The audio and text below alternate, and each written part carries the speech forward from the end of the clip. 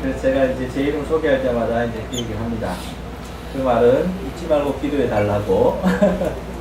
예, 제가 이제 우리 지파교회 또 우리 전 목사님을 알게 됐고 또 하나님께서 또 이렇게 만나게 해주셨으리라 믿습니다. 저도 이 교회를 제가 기도할 때마다 함께 같이 기도하겠습니다. 하나님께서 더 귀한 은혜 가운데 인도해 주실 것을 기도하겠습니다. 네, 여러분들도 좀 아프리카에 선교를 하고 있으니까 위해서 기도해 주시기 바랍니다. 오늘 뭐 특별히 예배는 목사님 아니라 하셨으니까 저는 편안하게 여러분들에게 아프리카 소개를 해줄게요. 여러분 아프리카 가보셨습니까? 아프리카 안 가보셨죠? 네. 아프리카를 생각하면 뭐가 생각나요? 도토. 토토, 코끼리, 코끼리, 뭐 정현돈 씨 아니다, 정준하 씨. 우리 애들도 그 무한도전을 너무 좋아해가지고 우리가 신청하고 있는데 그 보고 우리도 참 좋아했었어요. 맞아요, 토토가 있는 데가 아프리카 맞아요. 맞고 아프리카에 가면 동물들이 많겠죠. 네. 근데 아프리카에 가면 동물들이 있긴 한데 동물원에 있어요. 길거리에는 없어요. 인도에는 동물들보다는 가축들이 길거리에 있는 거죠. 예, 그래서 가축들은 있는데, 근데 원래 아프리카에도 동물들이 막 사자가 뛰어놀고 막 그럴 것 같은데 그렇지는 않아요. 근데 우리는 하나님을 뭐라고 불러요? 하나님 하지요. 근데 아프리카 사람들은 하나님을 뭐라 부를까? 하나님이라 할까요? 가시라 할까요? 영어로 할까요? 영어로 하면은 가시죠, 그죠? 그러면 아프리칸스, 그 화란 말로 하면 뭐라 그럴까요? G-O-D 똑같아요. 그런데 발음은 hurt예요. hurt. 근데 아프리칸스 사람, 그 아프리카에 있는 줄루족 사람들 하나님을 운꿀루꿀루 라고 불러요. 운꿀루꿀루. 한번 해볼래요? 운꿀루꿀루. 운꿀루꿀루라는 말은 first being, 첫 번째 존재했던 사람. 아프리카에서 첫 번째 존재했던 사람은 어떤 모습일까? 우리처럼 이렇게 완전한 모습일까? 아프리카 신화에 보면 첫 번째 존재, first being, 운꿀루꿀루에 대해서 얘기가 나와요. 근데 이 운꿀루꿀루가 어떻게 나오냐니까 큰 고목나무가 있는데 고목나무에 구멍이 이마다는 구멍이 있었어요. 근데 그 구멍에서 어느 날 밤에 첫 번째 사람이 나오는 거예요. 근데 그 사람은 다리 하나 없는 외다리 인간이었어요. 이상하죠? 목사님도 그 책을 읽어보고는 아프리카 전설이라는 책인데 그 전설 읽어보고는 이게 뭐지? 하고 혼자 생각을 해봤는데 어쨌든 그 사람을 운꿀운꿀로 했어요. 근데 우리 하나님은 퍼스트 비잉인데 그 사람 아니잖아요. 그러니까 운꿀운꿀로가 아니고 운꿀운꿀로 라고 말을 합니다. 그래서 운꿀운꿀로 아니부스세 하면은 하나님은 당신을 축복하실 것입니다 라는 말입니다. 그러니까 아프리카의 언어는 클릭 사운드가 있어요. 여러분 영어로 C 있잖아요. C가 그 발음을. 그리고 Q가 요 발음 나요. 그리고 X가 이 발음 나요. 다르죠? 소리 달라요. 소리가 달라요. 여러분 부시맨 아시죠? 그 코카콜라 병 찾아서 주인 찾아주겠다고 막 갔던 그 부시맨들 영화를 보시면 그 사람들이 막 이런 말을 하죠. 근데 막 대화를 하는 거예요. 이 아프리카의 말 클릭 사운드가 있어요. 그래서 생각하다 라는 말을 C-A-B-A-N-G 해서 이게 영어로 하면 카방가 라고 말하는 게 아프리카 말로 생각하다 하는 말이에요. 근데 아프리카식으로 읽으면 카방가 이렇게 읽어야 돼요. 그리고 개구리를 X-O-X-A 읽으면 어떻게 되냐니까 코카 뭐 이래 되죠. 예? 그런데 그 아프리카식으로 읽으면 뭐 그 X가 뭐라고 했죠?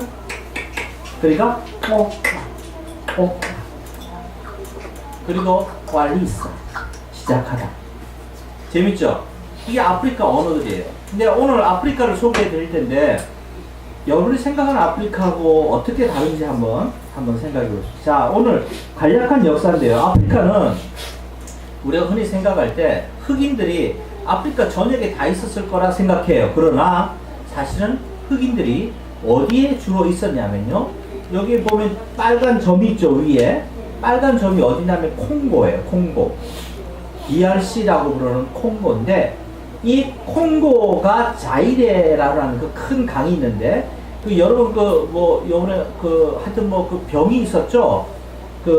이 콩고에 있는 시에라리온 콩고, 여기가 사실은 아프리카 원주민들이 살던 지역이었어요. 근데 그 지역에서 아프리카인들이 남쪽으로 남하하기 시작한 거예요. 그래서 사우스 아프리카까지 이렇게 내려오게 됐어요. 여러분, 한국에서 사우스 아프리카까지 거리가 얼마나 멀까? 엄청 멀죠. 비행기에 타면 몇 시간 갈까요? 20시간? 비슷하게 맞췄어요. 18시간. 미국까지 가는데 비행기 몇 시간 탈까요? 14시간 걸리니? 안 가봐서 날 모르겠지만. 근데 미국하고는 거의 뭐 비슷할 정도로 그렇게 먼 거리가 아프리카예요. 그리고 사우스 아프리카는 아프리카 가운데 맨 밑에가 사우스 아프리카예요. 여기가 희망봉이 있는 케이프타운이 있는 사우스 아프리카가 요 위치입니다. 자, 그리고 그거 보면 첫 번째 이제 흑인들은 그렇게 왔지만 백인들이 오게 되는데요. 첫 번째 왔던 백인들은 여러분 동인도 회사 아시죠?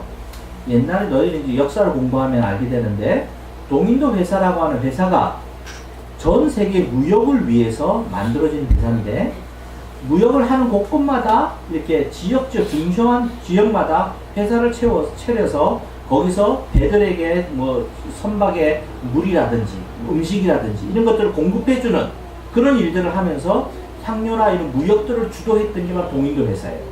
근데 그 동인도 회사가 사실은 화란 사람들이 주로 했던 거예요.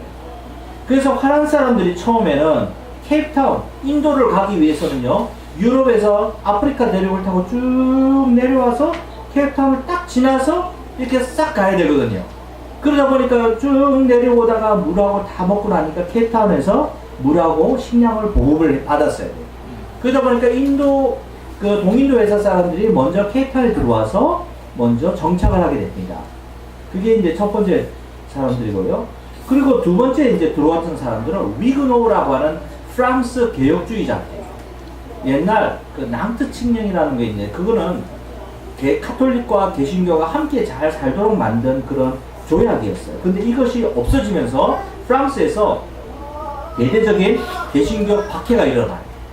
그리고 개신교도들이 많이 죽어요. 그때 개신교들 가운데 많은 사람들이 미국으로 건너가고, 그리고 또 일부 무리는 러시아로 들어가고요. 또 일부 무리는 케이프타운으로 내려오게 돼요. 그래서 프랑스 사람들이 케이프타운에 내려와서 포도 농사를 지었어요. 지금도 프랑스 포도 그런 농사로 인해서 케이프타운에서 나오는 포도주가 유명해요. 그래서 어쨌든 케이프타운에 이제 프랑스 사람들이 들어오게 되었고요. 또 그 다음에 들어온 사람들이 영국 사람들이에요. 예, 영국 사람들은 군대가 들어왔어요. 왜 들어왔냐면, 여러분, 프랑스의 그 전 세계를 점령을 하려고 했던 그 프랑스의 임금이 있었죠. 나폴레옹. 그렇죠. 나폴레옹이라 하면 나폴레옹이라고 발음해야 되고, 나폴레옹 하면 못 알아들어요, 사람들이. 우리 아이들이 학교를 다니면서 선생님이 나폴레옹을 우리 애들이 배워가지고 나폴레옹 했다가 선생님이 누구? 이래가지고 우리도 나중에 혼났어요. 그래, 나폴레옹 이래가지고 나폴레옹 이러면 절대 못 알아들어요. 어쨌든 나폴레옹이 영국하고 전쟁을 할 때 나폴레옹이 인도로 가기 위해서는 어디로 가야 될까요? 쭉 내려서 케이프타운을 지나가야 되죠. 그래서 영국 군대가 미리 앞서서 케이프타운을 요새화해요. 왜냐니까 케이프타운 앞바다는요, 굉장히 깊은 바다입니다. 그리고 파도가 아주 세요. 그때 모든 배가 지나갈 때는 케이프타운을 육지 쪽으로 바짝 붙여서 배를 이렇게 돌아서 지나가야 돼요. 그러니까 육지에서 바로 포를 쏘면 배들이 박살나겠죠. 그래서 케이프타운을 영국이 요새화합니다. 그래서 영국 군대가 케이프타운에 들어오게 됩니다. 근데 문제는 영국 군대가 들어왔어요. 근데 여러분, 재밌는 것은 생각해 보세요. 만약에 여기 아까 화란 사람이나 프랑스 사람들은 가족들이 들어왔거든요. 가족들이 살고 있는데 영국은 군대가 들어왔어요. 군대는 가족을 데리고 옵니까 안 옵니까? 지휘관들만 가족을 데려오지 별님들은 가족을 안 데려오거든요. 문제가 생길까요 안 생길까요? 문제가 생기죠. 이 영국 군인들이 네덜란드 사람들이나 프랑스 여인들하고 이게 문제가 생기기 시작하는 거예요. 그러다 보니까 이 네덜란드 사람들이 이제 우리는 케이프타운을 떠나야 되겠다 생각하고 가족을 지키기 위해서 네덜란드 사람들이 모든 짐을 다 싸들고 내륙으로 들어오기 시작하는 거예요. 그러면서 아프리카, 사우스 아프리카 안쪽을 그 내륙을 개척해 나갑니다. 그 당시 이제 흑인들이 나타나죠. 이 사람이 그 유명한 샤카 줄루입니다. 샤카 줄루는 사우스 아프리카에서 왕국, 부족 국가에서 왕국을 이뤘던 유일한 임금이에요. 부족장. 이 샤카 줄루는 자기 아버지를 자기가 살해하고 부족장이 되면서 자기가 왕국을 이룹니다. 근데 샤카 줄루가 왕국을 이루면서 중부 아프리카, 사우스 아프리카에서 가운데쯤에서 큰 나라를 세워요. 근데 올라오는 백인들하고 자기의 왕국과 문제가 생길까요? 안 생길까요? 생기지. 그러니까 이 백인과 흑인과의 전쟁이 이때부터 시작되는 거예요. 그래서 백인들은 총과 타약을 들고 올라오고 흑인들은 창과 방패를 들고 싸워요. 누가 이길까요? 총이 이기죠. 그래서 백인들이 이기는 거예요. 그래서 백인들이 이겨서 피해강의 전쟁이라는 큰 전쟁을 통해서 줄루는 완전히 무너져요. 그리고는 백인들이 이렇게 쭉 올라옵니다. 여러분 생각해 보세요. 이 마차를 끌고 가는데 길이 하나도 없어요. 그냥 산이에요. 돌이 엄청 많아요. 근데 거기를 마차를 끌고 가는 거예요. 여러분 이게 쉬울까요? 어렵습니다. 아주 어렵습니다. 힘든 길입니다. 제가 한번 박물관에 가서 이 큰 마차를 봤는데 마차가 아주 커요. 아주 큰데 그 옆에 나무 상자가 큰 나무 상자가 있더라고. 그래서 나무 상자 딱 열어봤어요. 그랬더니 거기에 뭐가 있는 줄 아세요? 성경책이 있었어요. 요만한 작은 성경책이 아니고요. 성경책이 이만큼 두껍고 이만큼 큰 성경책이에요. 그때 당시 성경책은 이만큼 두꺼워요. 이렇게 커요. 근데 이 성경책을 이 마차에다가 싣고 다니는 거예요. 그리고 저녁이 되면은 모닥불을 펴놓고 아버지가 그 성경책을 큰 성경책을 펴놓고는 아이들을 가리키는 거예요.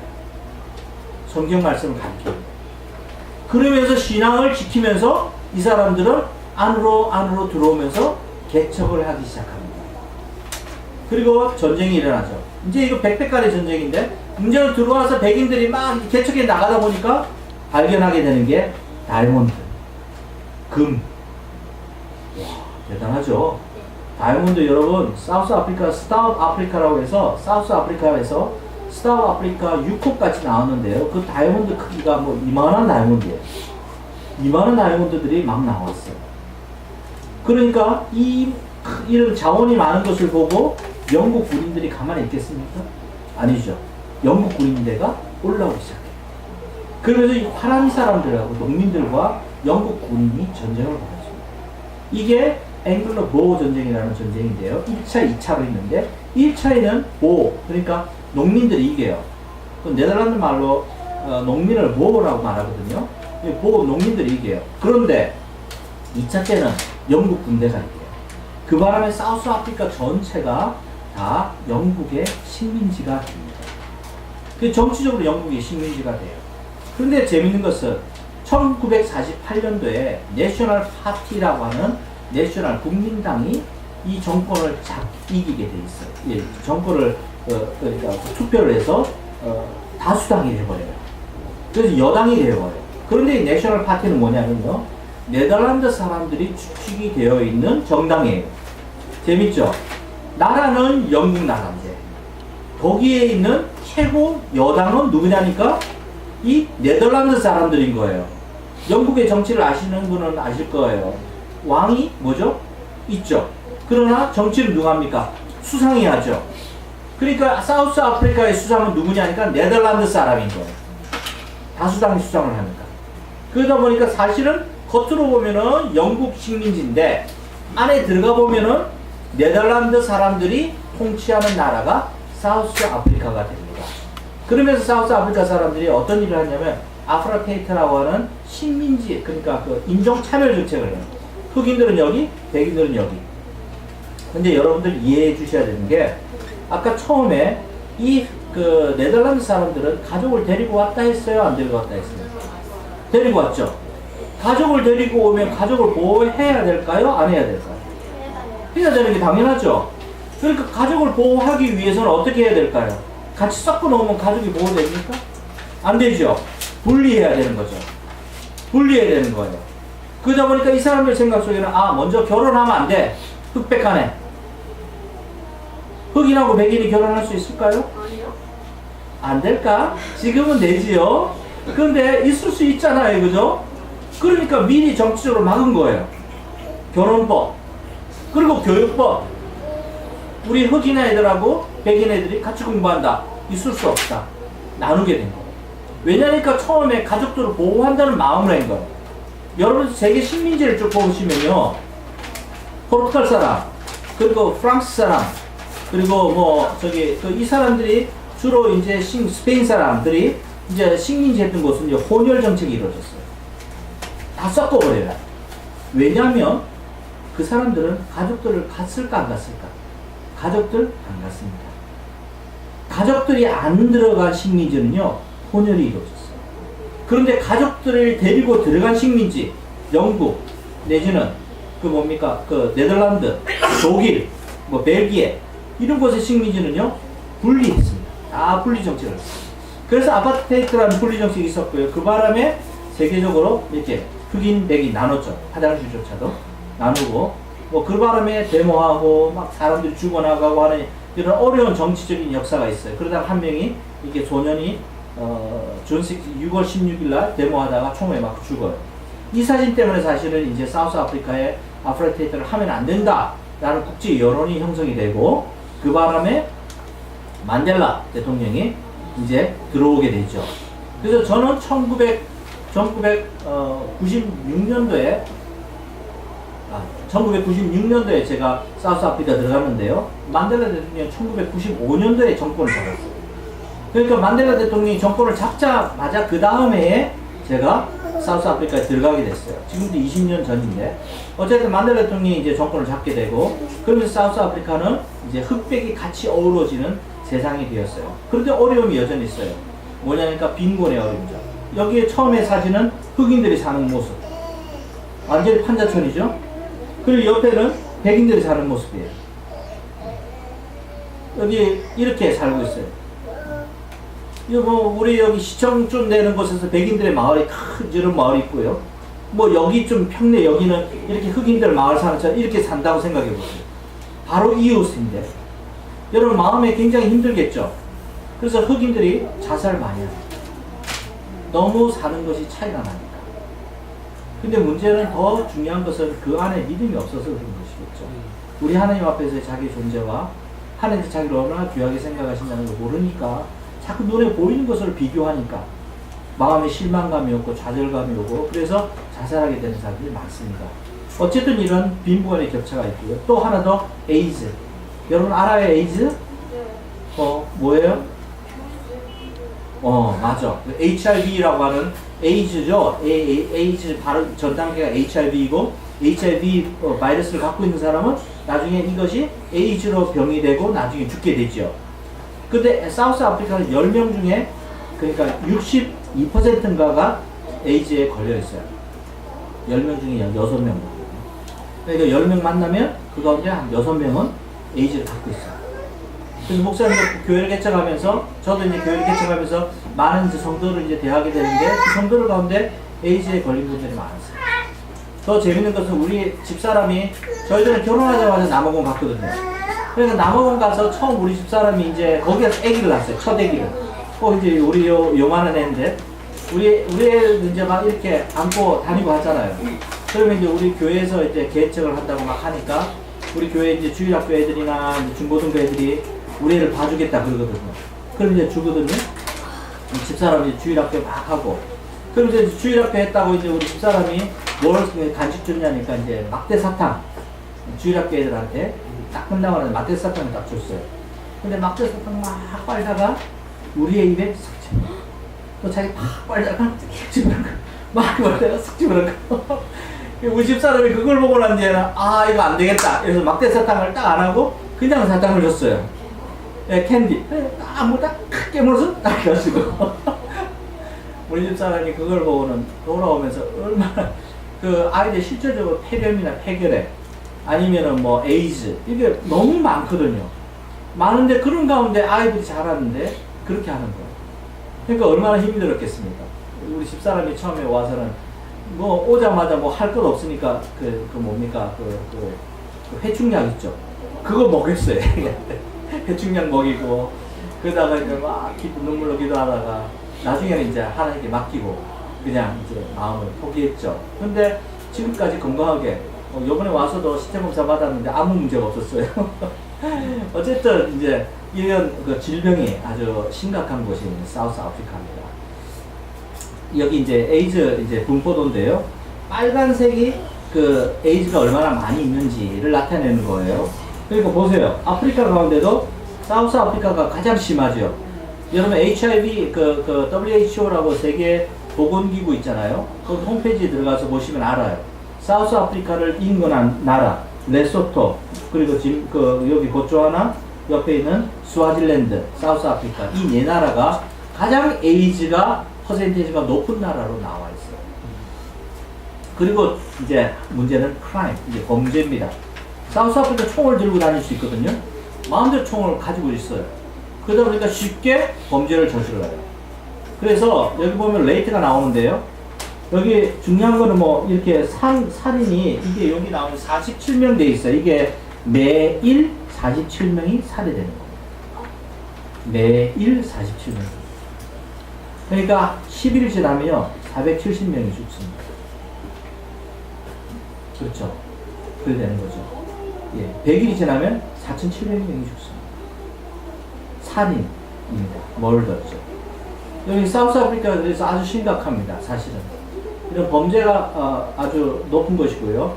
총기 사고로 이제 죽는 매일같이 죽어나가는 사람들의 그 도시별로 이렇게 나타나 있는데 이게 그 도시별로 나타났는데 뭐 7명, 어떤 데는 8명, 하우땡이라고 하는 수도인데 거기 8명이고 제가 살고 있는 이쪽에는 1명, 2명 정도 이렇게 되어 있습니다. 이제 더 중요한 건 하나님나라의 도전이에요. 자, 예수님을 사우스 아프리카 사람들은 400년 전에 선교사가 들어가서 복음을 전했어요. 자, 그러면 예수님을 많이 믿을까요? 잘 믿을까요? 잘 믿어야 되겠죠. 당연히 잘 믿어야 돼요. 그런데 사우스 아프리카는 그러하지 못합니다. 실제로 조사를 해보니까 사우스 아프리카에서 당신 예수님 믿습니까? 예수님 믿습니다 라고 하는 사람들은 60몇 퍼센트, 67% 가량이 나왔어요. 그런데 그럼 당신은 교회 다니십니까? 라고 물어보니까 예, 교회를 나갑니다 라는 사람들은요 3%였어요. 3%가 교회를 나가고요 67%가 교회를 예수님을 믿는다고 했어요. 그러면 64%는 어디 간 겁니까? 이게 이제 사우스 아프리카 실정인데 실제로 사우스 아프리카는 복음이 들어갔는데요 그 샤머니즘하고 같이 막 짬뽕이 됐어요. 그래서 사우스 아프리카에는 이런 자이니스트라고 하는 이상한 기독교가 있어요. 이 기독교는요 병 고치는 것이 가장 먼저예요. 그러니까 교회 오면 병이 나아야 된다고 생각하는 사람들이에요. 쉽게 얘기하면. 그래서 병 낫기 위해서 교회 나오는 거예요. 이게 교회예요. 교회입니까? 사우스 아프리카에서는 백인들이 아까 신앙을 가지고 복음을 개척을 했죠. 하면서 백인들이 어떻게 생각했냐면 이렇게 생각했어요. 아, 당신들 그러면 직장 갖고 싶으냐? 그러면 당신들 교인 증명서 갖고 와라. 그랬어요. 그러니까 생각해보세요. 흑인들은 교회가 있습니까? 옆에? 없잖아요. 그럼 어떻게 교인 증명서를 만들까요? 이 사람들이 무당을 찾아가는 거예요. 그리고 무당에게 야 우리 매주 모이잖아. 우리도 교회 아니야. 그러니까 너 우리를 교회 이름으로 바꾸고 그러니까 용왕교회, 삼신교회, 뭐 금바위교회 뭐 이런 식으로 교회 이름을 만들고 그리고 무당 네가 목사해. 그래서 무당이 목사가 되고 그래서 써서 준 거예요. 그걸 들고 와서 나 교인 다닙니다. 나 교회 다닙니다. 라고 했던 거예요. 그러니까 이런 교회가 바로 그 대표적인 교회 중에 하나예요. 이 자이니스트라는 교회인데요. 이 교회는요, 심지어 사람까지 잡아먹습니다. 만델라 대통령 때, 만델라가 이 교회를 사찰을 했어요. 이 교회가 하도 비리가 많고 해서 사찰을 했어요. 그랬더니 실제로 사람의 유골들이 엄청나게 나왔어요. 그 소문으로만 듣던 사람을 먹는 의식이 있었던 거예요. 병을 낫기 위해서. 교회는 아니죠. 이 사람들은 예수님의 이름으로 기도할까요? 안 합니다. 이 사람들은 누구의 이름으로 기도하냐면요, 자기들의 조상신의 이름으로 기도하고 아니면 자기들의 목사의 이름으로 기도합니다. 왜 그런지 아세요? 이 사람들은, 아프리카 사람들은 생각하기를 하나님은 우은꿀lun꿀로는 멀리 계시고 나는 지금 이곳에 있다는 거예요. 그 나와 우은꿀lun꿀 사이에 누군가가 내 이야기를 전해줘야 되는 거예요. 그럼 누가 전해줄까? 조상신이에요. 조상신이 자기의 말을 듣고 우은꿀lun꿀한테 전해준다고 생각해요. 여러분, 이 사람들의 믿음이 그거예요. 여러분, 샤머니즘하고 기독교가 완전 짬뽕돼 있죠. 여러분, 기독교가 병 나을 수 있어요. 그러나 병 낫는 것이 목적이 아니죠. 우리가 영혼의 구원이 우리에게는 목적인 것이죠. 그런데 지금도 우리 한국에도 그런 교회 많죠. 병 낫게 해준다고. 뭘 병 낫게 해줘요? 성경에도 분명히 말씀하시죠. 병이 든 자들은 어떻게 하라 했습니까? 장로들을 불러다가 기도하고 또 뭘 하라 했어요? 기름을 바르라 했죠. 기름을 바른다는 게 뭡니까? 기름이라고 하는 건요, 그때 초대교회 당시에는 그 기름은 약이었습니다. 그러니까 약을 바르라는 얘기예요. 치료를 받으라는 얘기예요. 그리고 회개하라고 했어요. 치료하고 회개하면 주님께서 어떻게? 낫게 해주신다라고 말씀하십니다. 여러분, 그게 성경에서 말씀하시고 있는 거예요. 무조건 앉아서 기도하면 낫는다? 아니요. 여러분, 물론 하나님 낫게 할 수 있다고 저는 믿어요. 그러나 성경에서 일반적으로 우리에게 가르쳐 주신 루틴, 그 방법은요, 분명히 기도도 하고 또 치료도 해야 된다는 거예요. 근데 그 기도가 무엇이라는 겁니까? 구체적으로 회개의 기도를 하라. 또 성경은 말씀하고 계세요. 어쨌든 그런데 이분들은 엉뚱하게 이렇게 신앙생활을 하고 있어요. 보세요. 이 사람들이 모여서 춤추죠. 댄싱하죠. 노래하면 여러분, 아프리카에서 예배 드리면요, 2시간 금세갑니다. 3시간도 뭐 넉넉하게 갑니다. 네. 왜냐면요, 한 2시간 춤추거든요. 그리고 한 20분 말씀 듣거든. 그러니까 2시간 춤추면 다 지쳐요. 지쳐가지고 이제 앉아서 헉헉거릴 때 이제 말씀을 전해요. 이 춤추는 모습들. 또 여러분 보세요. 교회 같죠? 십자가 딱 있고, 그죠? 교회 같죠? 내나? 이런 교회 들어가면요, 목사님이 지팡이를 항상 들고 다녀요. 그 지팡이는 모세의 지팡이.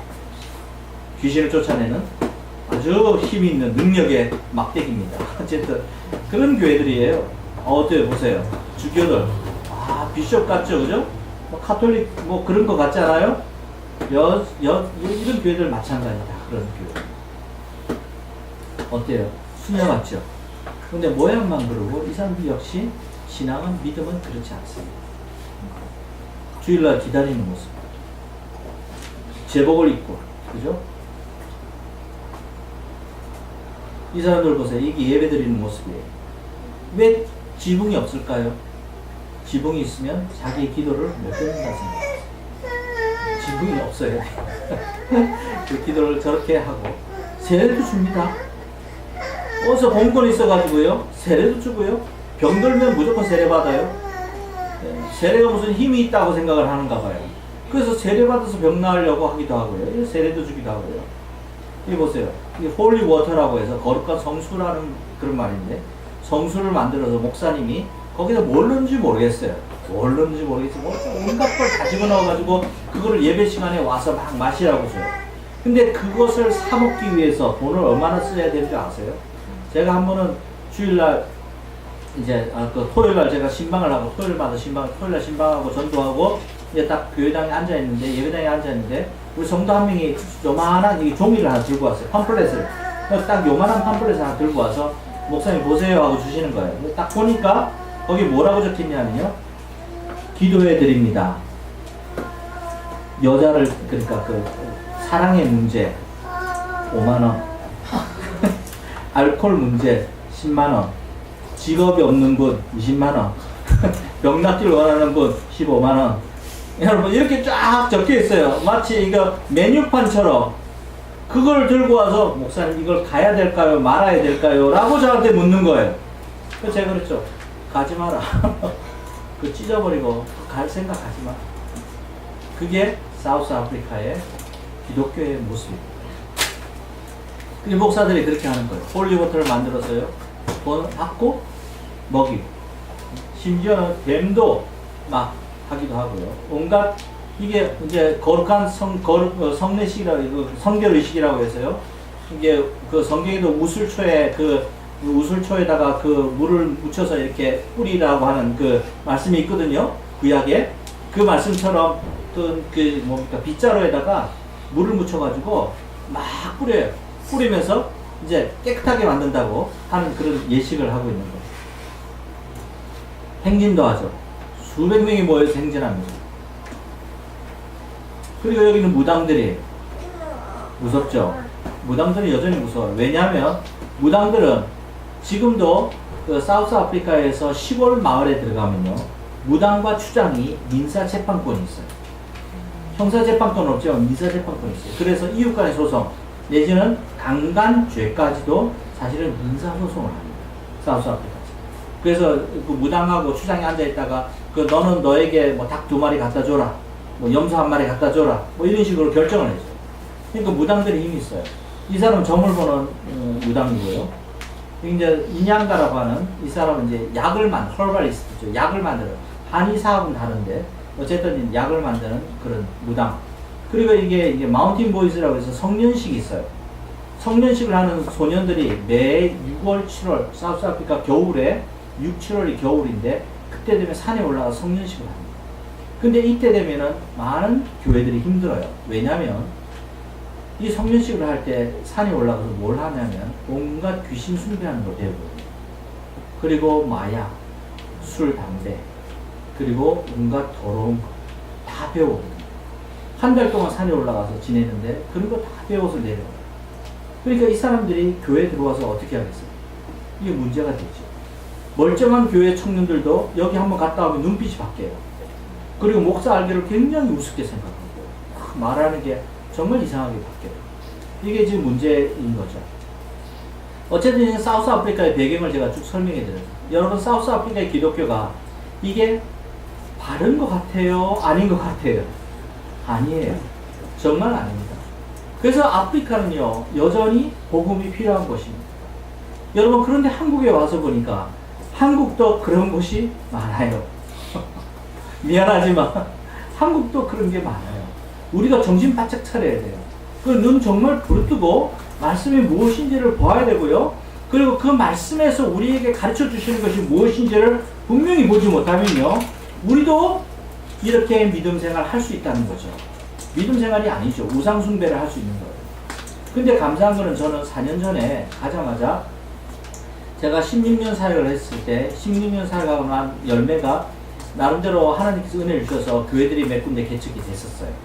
그러니까 백인교회가 그걸 보면서 아, 저 사람하고 같이 선교를 하면 좋겠다는 생각을 가지고 저를 목사 청빙을 해주셨어요. 그래서 전 여기 러슨버그 교회인데 이 교회에 선교 담당 그리고 교회 개척 담당 목사로 제가 들어가게 되었어요.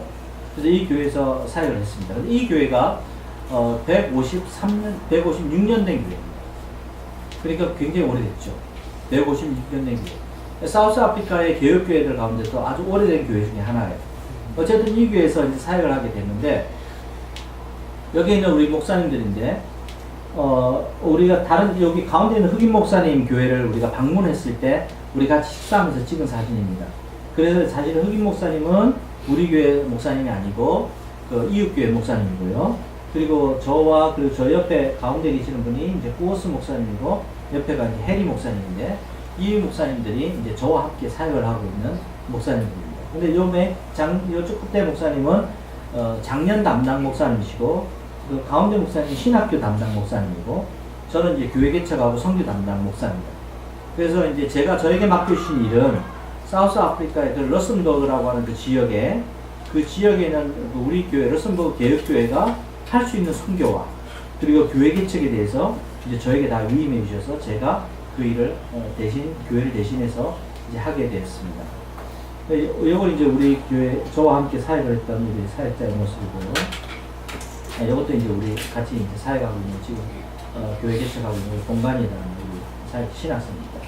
여기 이제 우리 영어 영어 예배팀인데, 제가 이제 교회 러슨버그 교회에 들어가서 처음 시작한 게 이제 영어 예배를 열어서 영어 예배에서 같이 이제 그러니까 그 러슨버그 개혁교회가 아프리칸스라고 하는 화란말만 썼었어요, 예배 시간에. 그런데 이제 많은 사람들이 이제 전도하기 위해서는 우리가 같이 아는 언어를 써야 된다. 그래서 영어 예배를 열었어요. 그래서 영어 예배를 인도하면서 같이 봉사하는 우리 사역자들하고 같이, 우리 봉사자들, 우리 가족들도 같이 있는데, 우리 같이 이제 찍은 사진입니다. 예, 잠시 여기까지 이제 보여드리고요. 제가 오늘 여러분들에게 말씀드리고 싶은 거는 개혁교회에서의 이제 직분에 대한 부분입니다. 그 많은 부분들이 이제 개혁교회가 무엇입니까? 라는 얘기들을 많이 하세요. 그럼 개혁교회가 뭘까요, 여러분? 개혁교회라고 하는 것은 엄밀히 말씀드리면요, 카톨릭과 반대되는 개념이 개혁교회입니다. 초창기, 그러니까 중세시대 때 그 로마 카톨릭이 전 교회, 전 세계의 교회의 대표 역할을 했잖아요. 하다가 카톨릭이 이렇게 점점 타락되어지고 잘못되어진 길을 갔을 때, 그래도 여러분 잘 아는 마틴 루터로부터 시작해서 저빙글리, 아니 칼빈으로부터 이렇게 해서 개혁주의자들이 일어나서 교회를 새롭게 하자라는 운동을 벌인 것이 바로 개혁교회이거든요. 그래서 이분들의 중심으로 세워진 교회가 바로 개혁교회예요. 그런데 이 개혁교회가 지금에 와서 이렇게 뒤로 이제 돌아보면은, 역사적으로 보면은, 개혁교회가 이게 크게 두 줄기로 흘러내려와요. 첫 번째는 어떤 거냐면요, 영국과 스코틀랜드 중심으로 한 개혁교회가 흘러내려와요. 또 한쪽에는요, 어떤 거냐면요, 한쪽에는 화란과 유럽을 중심으로 한 개혁교회가 흘러내려와요. 영국과 스코틀랜드를 중심으로 하는 개혁교회는 어디로 갔을까요? 영국은 메이플라워를 타고 어디로 갔죠? 미국으로 건너갔죠. 그죠? 미국이 영향을 주었고, 그 교회는 또 어디로 왔을까요? 한국으로까지 영향을 줬죠. 그러니까 이 미국, 영국과 스코틀랜드 계통의 이런 개혁교회가 미국으로 흘러갔다가 한국까지 영향을 주었어요. 그래서 사실은 우리 한국교회는 엄밀히 말하면 개혁교회 전통상 영국과 스코틀랜드 개혁교회의 영향을 받아왔어요. 그런데 사우스 아프리카는 아까 보여드렸던 것처럼 어디죠? 유럽 쪽에 개혁교회의 영향을 받아서 쭉 오게 된 거예요. 그러면 지금 두 교회를 딱 보고, 지금 현재 와서 이제 보게 되면, 한국에 있는 개혁교회와 사우스 아프리카에 있는 개혁교회를 보게 되면 분명히 차이가 있어요. 어떤 차이가 있을까요? 제가 여러분께 말씀드리고 싶은 차이점은 바로 교회 안에서의 목사의 위치와 성도들의 직분에 대한 부분이 많이 달라요. 첫 번째 어떻게 다르냐면, 먼저 목사에 대해서 말씀드리면은, 개혁교회는요, 목사가 성도 교회에 부름이 있거나 목양할 성도가 없다면 목사가 아닙니다. 신학교를 아무리 마쳤고요, 그리고 그분이 목회를 과거에 했다 할지라도 지금 현재 내가 주님께서 나에게 맡겨주신 성도가 없다면 그 사람은 목사가 안 됩니다. 목사가 아닙니다. 그냥 형제입니다. 그리고 그냥 성도입니다. 그러니까 목사의 직조차도 심지어는 이게 그 영구적인 직이 아니고요, 이거는 하나님께서 그 사람에게 맡겨주셨을 때 그 일을 감당할 때 그 사람이 목사예요. 그리고 목사의 권위에 대한 부분이 참 많이 다른데요, 우리 한국에서는 그 아까 말씀드렸다시피 그 스코틀랜드와 영국의 그런 장로교의 전통은요, 그 개혁교회의 전통은 목사 중심적인 교회거든요. 목회자 중심적인 교회. 그러다 보니까 목사에게 모든 권위와 그리고 책임이 함께 부여됐어요. 그게 미국으로 갔다가 한국으로 왔어요. 그러다 보니까 한국에도 목사님들이 모든 책임을 다 져요. 그리고 목사님들이 모든 권위를 다 가지고 있어요. 그런데 유럽을 중심으로 한 개혁교회는요, 목사의 권위가 있는 것이 아니고요, 장로회의 권위가 있어요. 장로회가 모든 책임을 져야 돼요. 그러니까 목사도 그 장로회의 그 풀타임 장로회는 쉽게 말씀드리면 장로회의 장로이면서 말씀을 가르치는 자가 목사인 것. 그러니까 이게 분명히 다른 것이죠. 그러다 보니까 여러분 한국교회에 어떤 일이 있습니까? 여러분 뭐가 문제인지 아세요? 제가 이제 쭉 한국에 와서 우리 동기 목사님들 만나고 여러 목사님들 만나보니까 제일 목사님들이 힘들어하는 게 뭐냐니까 교회의 책임을 다 져야 돼요. 여러분 그게 얼마나 무거운지 아세요? 우리 전 목사님 너무나 잘 아실 거예요. 교회가 성도들이 한 사람이 잘못돼도 그게 다 목사 책임이고, 교회가 어떤 문제가 생겨도 그게 다 목사 책임이고, 교회가 잘 돼도 목사 책임, 못 돼도 목사 책임이에요. 그러다 보니까 목사님들이 그 스트레스 때문에 정말 병을 앓고 계세요. 대부분 다. 그런데 그것이 좋을 수도 있겠죠. 그러나 여러분 생각해 보세요. 여러분 교회 주인이 누구십니까? 교회 주인은 예수님이시죠. 예수님이 베드로에게 뭐라고 말씀하세요? 내가 네 신앙, 베드로가 주는 그리스도시요 살아계신 하나님의 아들입니다라고 고백했을 때 베드로에게 뭐라고 말씀하십니까? 너 위에, 그죠? 내 교회를 내가 세우겠다라고 말씀하세요. 그 말씀은 주님의 교회를 누가 세운다고 하면 목사가 세우는 게 아니고 주님이 세운다는 말씀이에요. 이 말씀은 그 교회의 모든 책임이 누구에게 있는 것입니다. 주님께 있어요. 궁극적으로. 그리고 주님께서 하십니다. 그러면 무엇일까요? 우리 성도들은, 목사는 무엇입니까? 주님께서 맡겨주신 그 일을 하는 겁니다. 이게 유럽 전통의 개혁교회들이 생각하고 있는 목사의 권위예요. 그리고 목사의 권위는 언제 있냐면요, 말씀을 전할 때 권위가 있어요. 강단에 섰을 때 권위가 있어요. 그리고 어떤 회를 인도할 때 권위가 있어요. 그러나 우리 개혁교회도 마찬가지지만 제가 교회 가면요, 저를 목사라고 부르지 않아요. 그냥 하이처라고 불러요. 저도 우리 목사님들을 꾸어스라고 부르고 해리라고 불러요. 목사라는 직책으로 부르지 않고 이름을 불러요. 그러나 우리가 강단했을 때는 목사천이라고 합니다. 그리고 반드시 그 직책을 함께 같이 보명을 해줘요. 왜냐하면 강단은 주님께서 우리에게 맡겨주신 그 일이기 때문에, 그 권위 가운데서 우리가 쓰기 때문에 그렇다는 거예요. 어쨌든 그러다 보니까 한국 교회는 너무 목사에게 권위를 집중하고 권위에게 책임을 묻고, 그러다 보니까 목사님들 첫 번째는 지쳐 쓰러져요. 그리고 또 두 번째 중요한 점은 성도들과 장로님들은 무엇합니까? 그냥 주주처럼 지켜봐요. 그리고 목사가 잘하나 못하나 봐요. 그리고 못하면 지적질해요.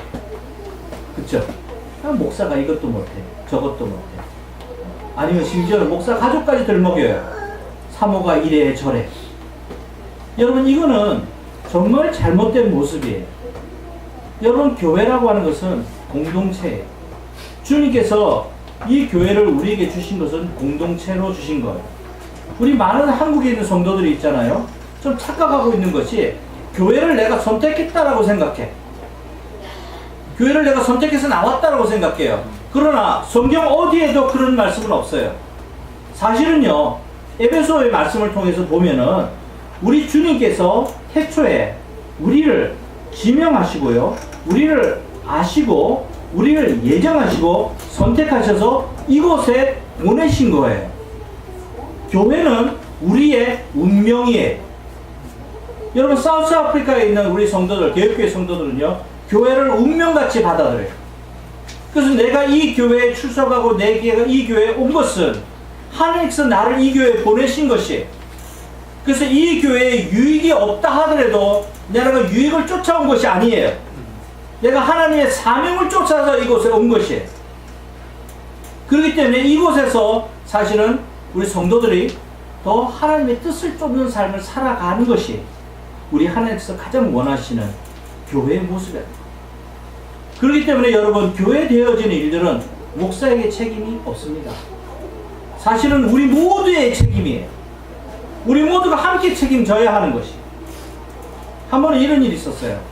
아까 보여드렸던 우리 해리 목사님, 그 옆쪽 끝에 앉아 계신 해리 목사님이 벌써 7년 전인가요? 6년 전인가요? 6년 전이네요. 6년 전에 그 모잠비크로 이웃 나라로 그 비전 트립을 갔다가 그 선교지 이제 탐방을 가셨다가 교통사고를 당했어요. 그래서 뒤에 앉아 계셨던 성도 두 분이 그날 돌아가시고, 해리 목사님도 엄청나게 부상을 입고 그렇게 오셨어요. 그런데 그 사건 이후로 해리 목사님이 이 트라우마가 생겨서 잠을 못 주무시는 거예요. 하루에 2시간밖에 못 주무셔요. 그것도 하루에, 그러니까 저는 12시쯤 딱 듣다가 새벽 2시면 깨는 거예요. 그러니까 이런 생활을 한 몇 년을, 벌써 한 4년 가까이 계속 그렇게 오는 거예요. 그렇게 오다 보니까 이분이 점점점 기억력이 약해지는 거예요. 그래서 생활이 힘들어지고 저항력도 떨어지고 몸이 자주 아픈 거예요. 그래서 당회를 열었어요. 여러분, 만약에 목사님이 그런 일이 생긴다면 한국교회에서는 어떻게 할까요? 장로님들이 우리 목사님 한 2억 드리고 그냥 다른 교회 가시도록, 아니면 쉬도록 하지요, 뭐 이렇게 하겠죠. 뭐 돈이 많은 교회는 그렇게 하겠지만 뭐 그렇게 하겠죠, 그죠? 대부분 그렇게 할 거예요. 그런데 우리 교회는 어떻게 한 줄 아세요? 교회 장로님들은 우리 목사님의 60%의 일을 우리가 나눠줍시다. 그리고 40%만 하게 합시다. 우리 목사님이 병원 신방만 하시고 주일날 설교만 하시고 나머지는 그냥 집에서 쉬게 합시다. 그리고 장로님들이 오히려 자기들이 목사님의 일을 다 맡아서 다 하는 거예요. 여러분, 함께 가는 거예요. 여러분, 교회는 공동체예요. 공동체는 가족이라는 말이에요. 생각해 보세요. 여러분의 자녀가 만약에 어디가 불편하고 문제가 생겼다. 그러면 그 애를 우리가 가족이 다 잘 살기 위해서 얘를 내보내야 됩니까? 아니지요. 아파도 오히려 부둥켜 안고 살아야지. 건강한 사람들이 자기들이 자기의 시간과 노력과 물질들을 써가면서 그 아이를 보호하는 거지요. 그게 가족이지요. 여러분, 교회는 그게 교회예요. 그래서 우리 안에 들어온 영혼들에 대해서는 우리가 책임지고 가야 돼요. 이건 목사님만 책임지는 게 아니고요. 우리 성도들이 같이 다 책임져야 돼. 우리 가운데 혹시 경제적으로 어려운 사람 있습니까? 여러분, 도와주셔야 돼요. 함께 일을 쓰도록 해주셔야 되고요. 만약에 질병원에서 어려운 사람이 있으면은 그분이 회복되도록 기다려주시고 도움을 주셔야 해요. 여러분, 저희 러셀머 계획교회는요, 교회가 재정적으로 좀 넉넉하시니까 그럴 수도 있겠지만, 그 도시 안에 큰 집과 또 도시 밖에 큰 집을 샀어요. 사서는 이걸 리모델링해서 그 지역에 쪽방집을 만들었어요. 쪽방집을 만들었던 이유는요, 첫 번째로는 지나가는 나그네를 우리가 재우기 위해서 만들었어요. 또 하나는요, 우리 성도들 가운데 이게 뱅클럽 되는 분들 있죠. 파산되시는 분들 있잖아요. 파산되면 어떻게 됩니까? 집을 잃어버리잖아요. 지낼 곳이 없잖아요. 그분들을 우선 그곳에 머물게 하기 위해서 그걸 만들었어요. 그리고 교회에서 어레인지를 해서는요, 법률 상담 일주일에 한 번씩 변호사가 와서 법률 상담해주게 하고, 그리고 일주일에 한 번씩 의사가 와서 건강 진단을 해줄 수 있도록 그렇게 시스템을 만들어 놨어요. 왜냐하면요, 우리는 약한 지체를 도와야 할 의무가 우리에게 있잖아요. 우리가 한 가족이잖아요. 도와줘야죠. 그래서 그렇게 시스템을 만들어서 성도들이 힘들어하는 성도들은 우리가 품어야 돼요. 그럼 그들이 회복되도록 그렇게 해야 되는 거죠. 여러분, 이것이 바로 운명적인 교회인 거죠. 여러분, 많은 교회가 한국에서는 은퇴하고 나면 목사님들 다른 교회 안 가시나 그러시죠. 그러면 안 되죠. 그분들이 돌아가시는 그 순간까지 함께 해야 되는 거죠. 태어나면서 돌아가시는 그 순간까지 함께 할 수 있는 교회. 여러분, 그것이 바로 운명 공동체이고 한 가족이며 책임을 나누어지는 교회예요. 여러분, 그래서 저희 개혁교회, 저희 러셀머 개혁교회에서는요, 당회를 할 때는 안건에 따라서 사회자가 달라져요. 심지어는요, 만약 선교에 대한 부분에 대한 당회를 하잖아요. 그럼 누가 사회를 보는 게 가장 좋을까요? 제가 보는 게 낫습니다. 왜냐하면 그 선교에 대해서 제가 잘 아니까, 그리고 제가 직접 실무를 띄고 있으니까 무엇이 필요한지, 무엇이 뭐 궁금한 점에 대한 대답도 제가 가장 잘해줄 수 있으니까 그 주제를 가지고 당회를 하면 제가 사회를 봐요. 그렇지만 신학교에 대한 문제를 가지고 당회를 할 때는요, 구호스 목사님 사회를 봐요. 심지어 당회조차도 우리는 서로 다 나누어서 합니다. 그리고 심지어는 목사들이 설교를 돌아가면서 합니다. 돌아가면서 설교를 합니다. 그 이유는 그 효과적이지 않잖아요. 그죠? 그런데 그렇게 하는 이유는요, 첫 번째는 예수 그리스도가 우리 교회의 주인이시니까. 그리고 두 번째는 목사는 보스가 아니잖아요. 여러분, 그러기 때문에 그렇게 하는 것입니다. 여러분, 그래서 여러분, 개혁교회는요, 저는 개혁교회 봉사하면서 제가 크게 느꼈던 점 중에 하나는 그거였습니다. 개혁교회는 그 원리와 원칙을 지키기 위해서 그 경제적인 것, 그죠? 그리고 실용적인 부분을, 우리는 실용적인 부분의 손해를 감수하는 것입니다. 여러분, 우리 지팡이교회 우리 어떻게 생각하세요? 여러분은 어떤 교회를 꿈꾸고 계세요? 저거 뒤에서 우리 전 목사님 통해서 말씀을 들어보니까 목사님이 정말 그 개혁교회의 그런 꿈을 확 가지고 계시더라고요. 정말 바른 교회를 하고 싶어 하시더라고요. 제가 한국의 많은 교회를 돌아보면서 교회가 정말 덩치는 크고 사람은 많이 모인다 해도요, 건강한 교회는 많지 않습니다. 정말 많지 않습니다. 여러분, 무엇이 그럼 건강한 교회입니까? 무엇이 건강한 교회입니까? 돈이 많은 교회가 건강한 교회입니까? 아니면 덩치가 큰 교회가 건강한 교회입니까? 아니죠. 건강한 삶이 있는 교회가 건강한 교회입니다. 여러분, 건강한 삶이 무엇입니까? 여러분, 건강한 삶이라는 것은요, 우리의 일상생활 속에서 그 믿음이 나와져야 하는 것이, 우리의 일상생활 속에서 그 믿음이 나와지는 것이, 여러분, 그 믿음이 무엇이에요? 여러분, 우리 성도들이 이 믿음에 대해서 우리가 좀 잘못 이해를 하시는 것 같아요. 믿음은 마치 그냥 바라는 것들의 실상, 히브리서죠. 바라는 것들의 실상에 보지 않은 것들의 증거니 라고 했으니까 뭔가 내가 바라고 기도하고 하면 되겠지, 그럼 받아지면 그게 믿음이야 라고 생각을 하세요. 근데 여러분, 히브리서 11장 말씀을 다시 한번 보세요. 거기에 보면 히브리 11장 말씀에 보면요, 하나님이 창세기부터 시작해서 믿음의 선조들의 이야기를 쭉 이름을 나열하면서 합니다. 근데 중요한 것은 그 중간중간에 뭐라고 말씀하시냐면요, 이들이 한번 보십시다. 예, 그게 제일 좋겠죠. 히브리서 11장 한번 보세요.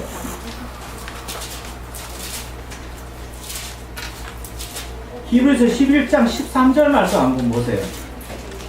히브리서 11장 13절 말씀입니다. 13절 말씀에 이거 자세히 보시면요, 이 사람들은 다 믿음을 따라 죽었으며, 믿음을 따라 죽었다고 했어요. 믿음을 따라 죽었으며 약속을 받았을 때? 못하였을 때. 그죠? 받았다고 했습니까? 못 받았다고 했습니까? 못 받았다라고 말씀하고 있어요. 이게 이해가 됩니까? 믿음을 따라 살았는데 약속을 왜 못 받아? 믿음을 따라 살았으면 약속을 받아야 되는 거예요? 안 받아야 되는 거예요? 받아야 되는 거잖아요.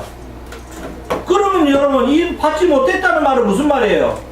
믿음이 잘못됐거나 잘못 믿은 거죠. 그런데 왜 히브리서 11장에서는 믿음을 얘기하면서 왜 이런 말씀을 하실까요? 예? 여러분, 중요한 것은요, 이 사람들이 바라본 게 무엇이냐는 거예요. 여러분, 우리가 믿는다 하면서, 우리가 믿는다고 하면서 그 믿음은 우리가 무엇을 바라보고 있느냐는 것이에요.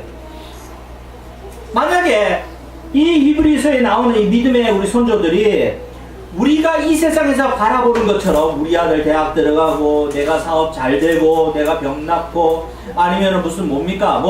내가 풍성하게 되고, 내가 잘 되고, 내가 축복, 세상적인 그런 복을 받는, 여러분, 이것을 바라보았다면,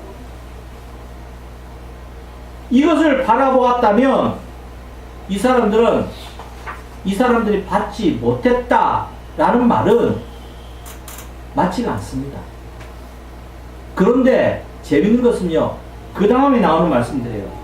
그것들을 멀리서 보고 환영하며. 여러분, 그것들을 멀리서 보고 환영했다 했어요. 여러분, 그럼 이 사람들이 무엇을 보고 있었다는 거죠? 그쵸? 이 사람들이 무엇인가를 보고 있었다고 말하고 있어요. 근데 그 무엇을 보고 있다는 거예요? 멀리서 보고 환영했다는 것이에요. 무엇입니까? 이분들이 바라본 것은요, 천국이었어요. 하나님 나라였어요. 이 세상의 부귀영화가 아니었어요. 이 세상에서 잘 먹고 잘 사는 게 아니었어요. 이 세상에서는 어떻게 되어도 상관없었어요. 이 사람들은. 이 사람들이 바라보았던 건 하나님 나라였어요.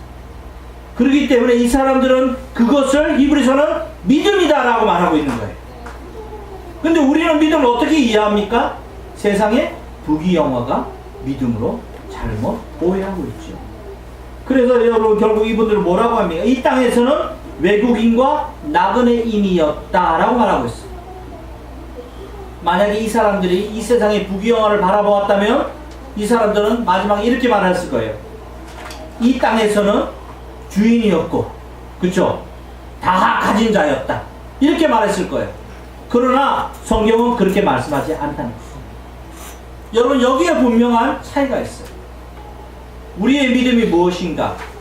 여러분 우리가 내가 바라보고 내가 롱잉포 내가 정말 바라보고 내가 희망하고 소망하는 것이 만약에 이 히브리서에 나온 이 믿음의 선조들과 같은 것이 아니라면 나의 믿음은 잘못된 겁니다.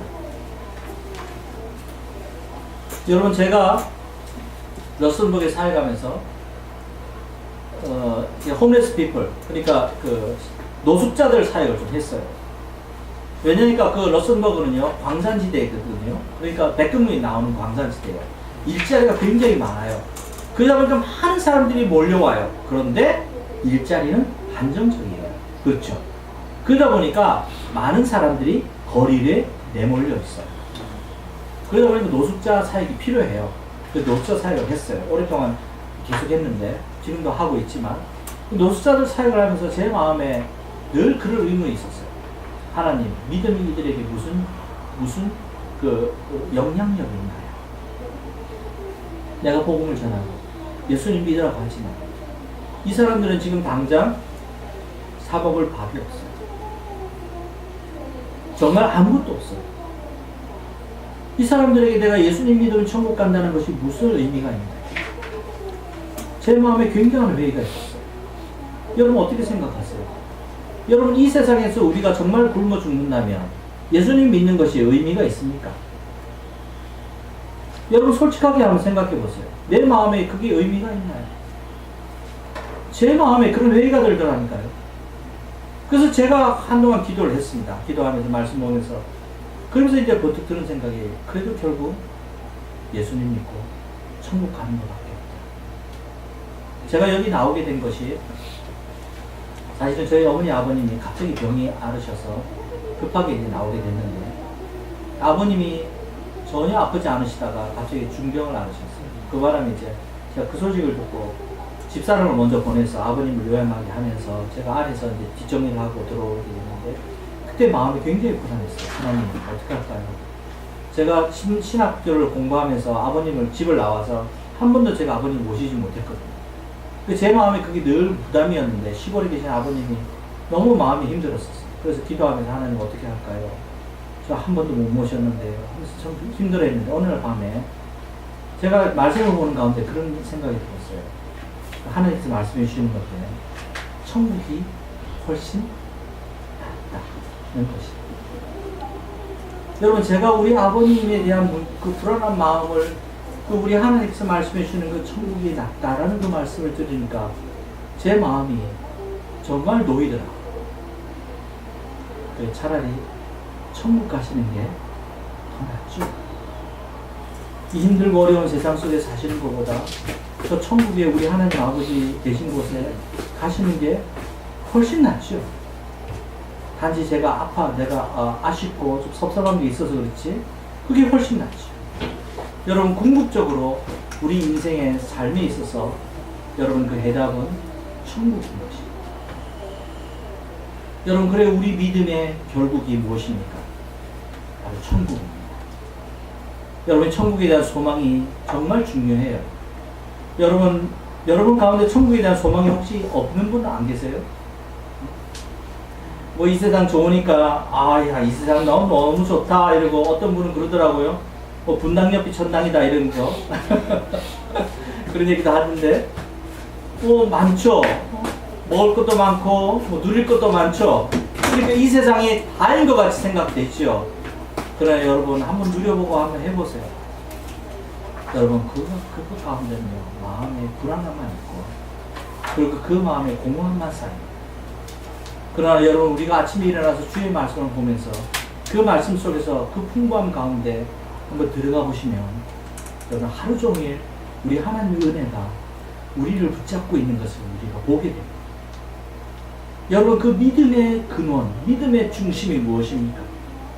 여러분 이 세상 잘 먹고 잘 사는 거 아니에요. 물론 하나님께서 우리를 보호해 주시고 인도하시기 때문에 우리를 굶지 않게 하십니다. 그러나 우리의 바라보아야 할 것은 이 세상이 아니고요. 저 천국이라는 겁니다. 그거를 볼 수 있어야 합니다.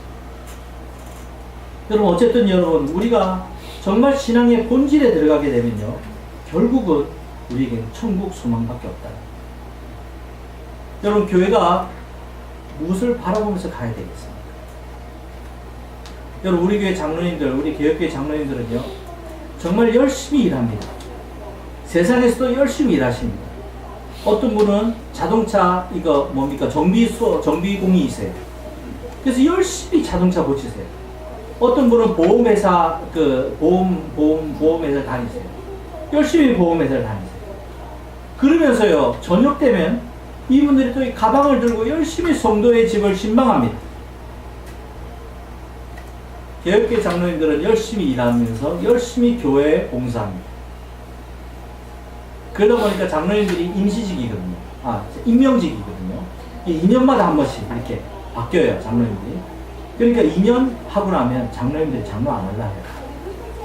목사님들 장로 안 하랍니다. 이럽니다. 그러면 이제 알겠습니다. 그리고 이제 바꿔드려요. 다른 분이 하시도록. 그래서 모든 성도들이 다 장로직을 한 번씩은 다 해봐요.